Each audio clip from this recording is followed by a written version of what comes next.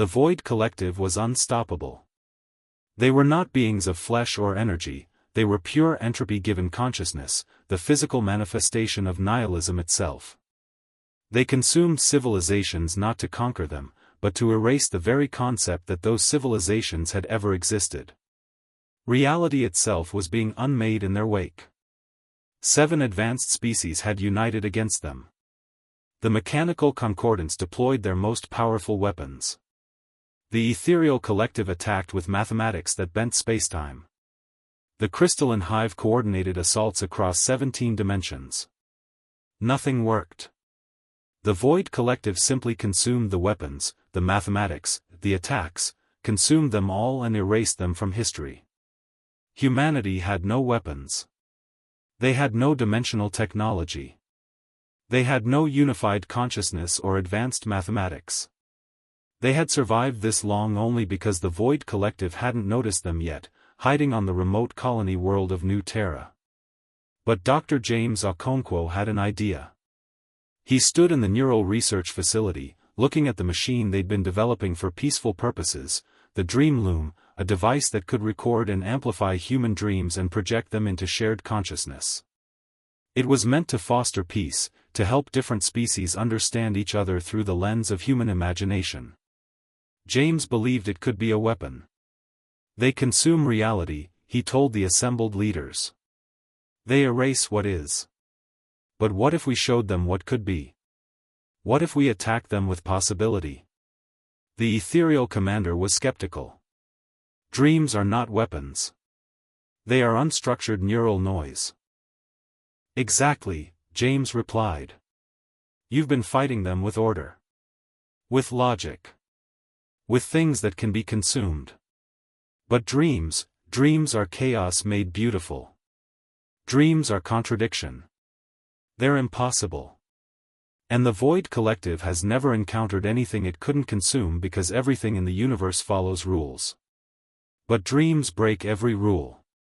They were desperate enough to try. The Dream Loom was connected to every human on New Terra.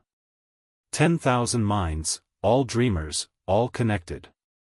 James entered the dream state and began to guide them, to shape their collective unconscious into a weapon unlike anything the universe had ever seen. The dreams flowed outward. A human dreamed of a child learning to walk, falling, getting up again, persistence incarnate. A soldier dreamed of laying down their weapon and choosing peace instead. An artist dreamed of colors that shouldn't exist but somehow did. A mother dreamed of holding her newborn in a future that had nearly been erased. A poet dreamed of words that meant everything and nothing simultaneously.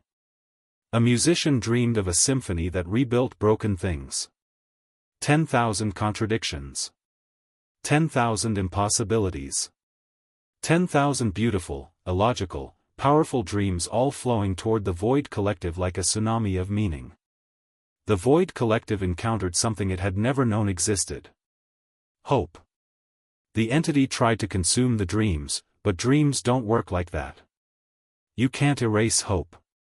You can't destroy a child's potential.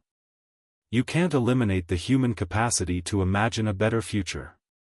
Every time the Void Collective tried to consume a dream, it encountered something new, something contradictory, something that shouldn't exist but did anyway. The dreams didn't fight the Void Collective, they overwhelmed it with options. With possibilities. With the simple, impossible human belief that things could be different. That futures existed. That meaning mattered. The Void Collective began to collapse. Not from weapons. Not from advanced technology. From the weight of 10,000 human dreams showing it that the universe was filled with meaning it didn't understand. That consciousness could create beauty instead of just consuming it. That existence itself was worth preserving not because it was logical, but because it could dream. The entity that was pure nihilism encountered pure hope, and for the first time, it experienced something it couldn't consume. It retreated. The threat ended. In the aftermath, the 7 advanced civilizations gathered to study the Dream Loom. The Mechanical Concordance analyzed it and concluded, human dreams operate on principles we cannot quantify. The ethereal simply said, "You created a weapon from imagination. From hope. From something that cannot be measured or destroyed because it is not material. This is beyond our understanding." James Okonkwo stood on the observation deck of New Terra and looked at the stars. Humanity had been ignored by the galaxy for so long. They were weak. Primitive. Dreamers.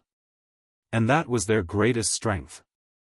The universe had learned that the most powerful weapon wasn't forged in fire or calculated in equations.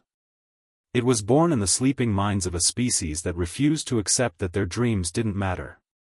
In the end, humanity had saved the galaxy not with what they could destroy, but with what they could imagine.